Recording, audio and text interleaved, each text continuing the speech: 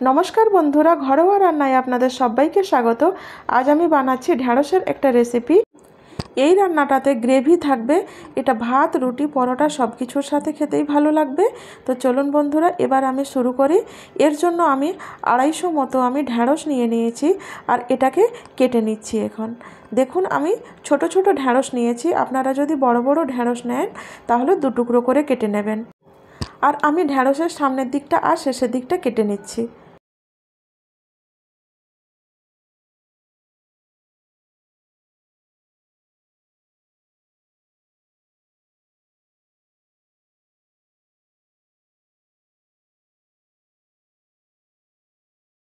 এবার মাঝখান দিয়ে আমি চিড়ে নেব, তাহলে ঝাল, তেল, মশলা সব কিছু ভালোভাবে ঢুকবে। আর ঢ্যাঁড়সের মধ্যে না কোনো ঢ্যাঁড়সের মধ্যে পোকা থাকে, তো সেটাও দেখে নেওয়া হয়ে যাবে। এগুলো খুব সুন্দর কচি কচি ঢ্যাঁড়স, পোকা নেই মনে হচ্ছে, তবুও একবার দেখে নিলে ক্ষতি কী।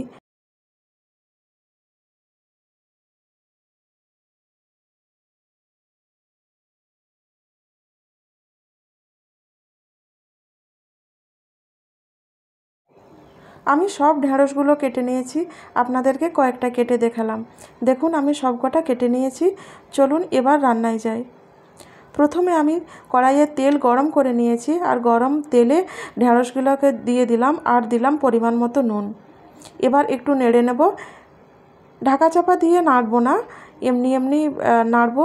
ঢাকা চাপা দিলে পরে সুন্দর রঙটা চলে যাবে আর ঢ্যাঁড়সটা অনেক নরম হয়ে যাবে।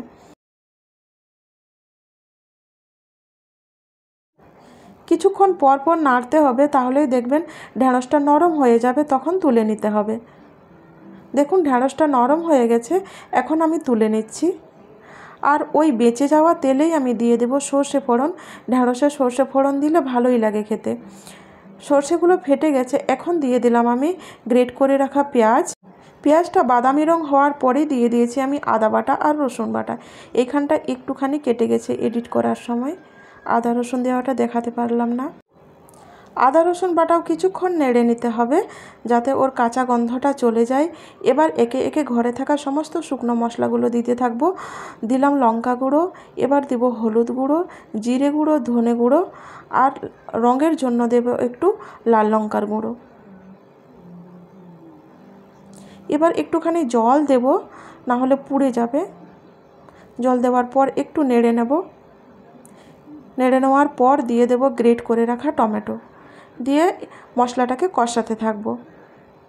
গ্রেট করে রাখা টমেটো, গ্রেট করে রাখা পেঁয়াজ দিলে পরে গ্রেভিটা ভালো হয়, গ্রেভিটা অনেকটা হয়। দেখুন কতটা গ্রেভি হয়েছে। পরিমাণ মতো নুন দিলাম। আর এটা যদি মনে হয় ডাল বানাবো না, তাহলে গ্রেভি মাখিয়েও ভাত খাওয়া যেতে পারে, আর রুটির সাথে তো ভালো লাগবেই। মশলাটা কষানো হয়ে গিয়েছিল, দিয়ে দিলাম ভেজে রাখা ঢ্যাঁড়সগুলো, দিয়ে আবারও আমি মিনিট 5 কষিয়ে নেব। কষানো হয়ে গেছে, এবার একটুখানি জল দিলাম। বেশি জল দেওয়ার প্রয়োজন নেই, কারণ ঢ্যাঁড়সটা সেদ্ধ হয়েই রয়েছে। এবার ঢ্যাঁড়সটা হতে থাক। ঢ্যাঁড়সটা ফুটে উঠেছে, এবার দিয়ে দিলাম ধনে পাতা আর দেব 2টো কাঁচা লঙ্কা।